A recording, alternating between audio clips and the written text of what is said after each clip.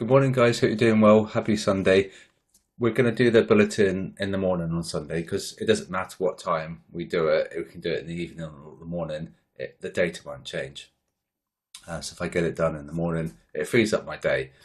So we are in a state of fear, and the technicals really dropped. Now, I think on Friday they tried to sell the VIX, but the indices were slow to respond, and so obviously this is getting manipulated in order to suppress the fear, and that's basically just it's just being pressurized in order to get these to go positive. But if they're reluctant to go positive, then we know that there's trouble afoot potentially. Okay, so normally that gets crushed, and then these go, all right, we got the green light to rally, and they didn't.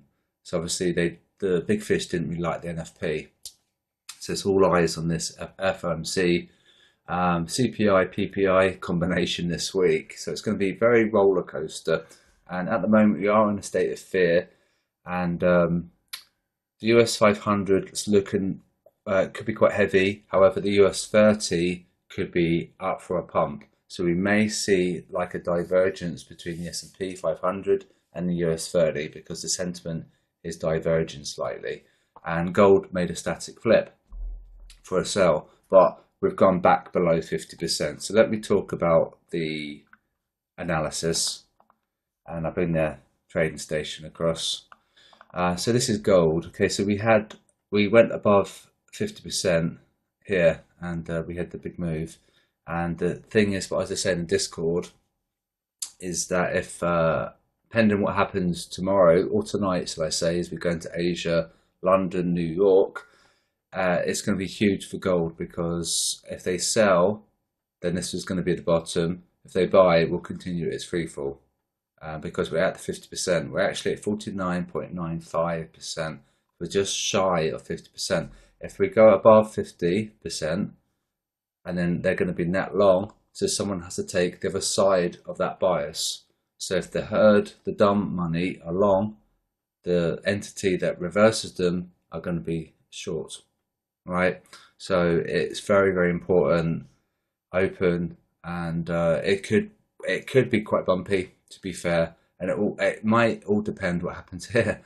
And this is like symptomatic of not just FXEM, but we have to remember to check FX SSI as well. And but this is usually very accurate for golden indices, so we're just gonna have to wait and see. We could maybe do this, and it would be a bit horrible, and then eventually there's going to be like the real move, which will probably happen on Wednesday, because we've got CPI and we've got FOMC. So I imagine this is potentially, well, it's hard to say what's going to happen because we're reliant on the sentiment, but we could probably overbought a little bit. To be fair, we could probably do a retracement. So there's the last time we had a static flip. Okay, and so we went to buy. We were by a very short-lived sell, then a buy. That's the last time we had a static flip. So we could be due, like a similar move where we had that parabolic move to take an amazing amount of liquidity. It's probably blown hundreds of thousands of retail trader accounts in the process, maybe more. And so we could be due another move because we've had the static flip. Okay, so just so there's obviously the buy, and then we're getting the potential setup for a sell, and then we're going to really play havoc with retail traders accounts on the way down. But it will depend on this 50% crossover. So huge for gold. S&P is also going to be huge because we are a state of a little bit of indecision, and so we should be below this box. Yeah, we should be below this box here, which I'll need to draw. So we had a crossover here. There. Yeah, this is the box. So we should be below that. The reason for it is that they'd gone long here. So we should be below that. So if the S&P falls, it's going to set a precedence for the other indices, I think. or we may see a deviation, like a divergence between the 500 index and the 30. So if we come to the US30 and it's being a little bit naughty in so much as that we shouldn't be falling, we should be pumping on this because of that. And we come to the box and yeah, about here, isn't it? Yeah, it's such a tiny little box. This is ridiculous. So the smallest box ever, the rectangle, the punishment box. So they'd sold. Okay, so they got punished, but then it did that, and so they got paid, and they got punished, and now they're getting paid. So we should be above this thin box here. So I think we may see like a divergence of the S&P and the Dow Jones, maybe, and DAX. DAX is just going to be horrendous and choppy, and you can see how horrible it is. It's just really quite rank, really. It's quite rancid. It made a W here, so we could say that we've fallen a little bit, but chopped a hell of a lot. So we've got a crossover here, and what we've got here is a sandwich because they'd gone long, so price fell, and then they shorted, so price should rise. So this is what I think tonight's open is going to be very quite tricky, and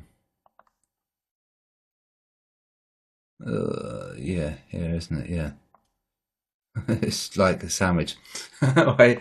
So they'd sold, they got like punished, so we should see more punishment. We need to see this continue higher because of that, but obviously we've got we couldn't just zigzag. We're going to sandwich towards zigzag, I think, just in between those boxes. Historically, whenever we've had a sandwich, we've always broken above because of the net level, the net percentage is that we are the herd are very short. So if it has to make a decision, it's likely going to go up as opposed to down. Because if it goes down, it means that these guys will get paid. So that's that. So remember to check your calendar, and Wednesday is going to be huge. So if you can, maybe think about scaling out on some positions, and then you could look to enter after Wednesday potentially, and then you could look to enter on Thursday with a very good idea about the dollar and about where it's going to forecast. It's going to be really interesting at press conference as well. See what Powell says, because obviously he's going to reflect back to what's been in that CPI.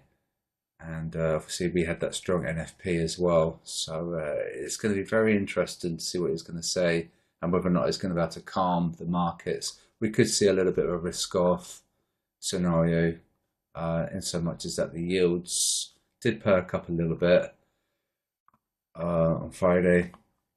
And so they have gone green. So that's telling us that the big fish are looking for safe havens. And I'd imagine this probably should go green as we go into Wednesday because of all that risk event. And then, of course, we'll have to wait and see what happens at the data. So I think we may be slightly risk off, potentially, going up to Wednesday. And then Powell's going to probably soothe the markets. And then we could see like a little bit of a bumpy scenario. And then we're probably going to rally into the weekend, right? So just a quick one there. So hopefully it's useful. Be careful with gold. And the S&P could be, we could be seeing that resistance. And the Dow Jones, we should be going up higher, so we couldn't see a divergence between those two instruments, those two indices. And DAX is just being pretty nasty and choppy. And can't really talk about the robot because we had a naughty Thursday because we had ECB.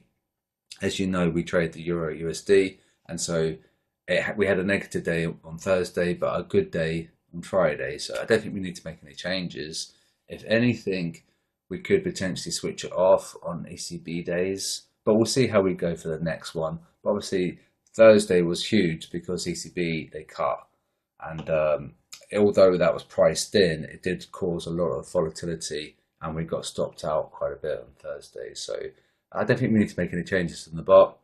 And what I'm going to be doing on the sheet, if you come to the API tab, what I'm going to try and do this week is that I've had a lot of people request, you know, the differences over time on the bubbles, and so I'm going to do a timestamp, so we can see where the bubbles are now, and then where they were 4 hours ago, where they were an hour ago, and where they were 30 minutes ago. And so what will happen is that we'll come to the daily bubbles and see where they are, and then there'll be another tab in here 4 hours prior, so we'll just click. So you'll have to go back and forth, which is okay. It's not really like amazingly ideal, but at least we'll have some history on the bubbles, and that's going to be this week's job. So where we see them an hour ago, and remember this is present time, and then we should be able to see like the direction the bubble has traveled. And so if it's coming this way, it's making it into a buy. If it's coming this way, it's making it into a sell. So that's this week's task. I'm just hesitant about it because whenever we've done macros, it's caused a little bit of a problem with the sheet. So this is why I'm just holding off and testing it in small increments. And I think probably 4 hours is probably fine. 1 hour is probably fine. 30 minutes should be okay. If we do it in less, it would just be too many macros, I think. So I think it's got good potential, but I need to be testing it, and that's what I'll be doing over this week. So we'll have more bubbles, but they should be really useful, and we'll have history as well. So if we can see the past, we can project the future, and then we can get some good setups from that. So that's today's video, and I wish you a good weekend, and I'll speak to you guys soon.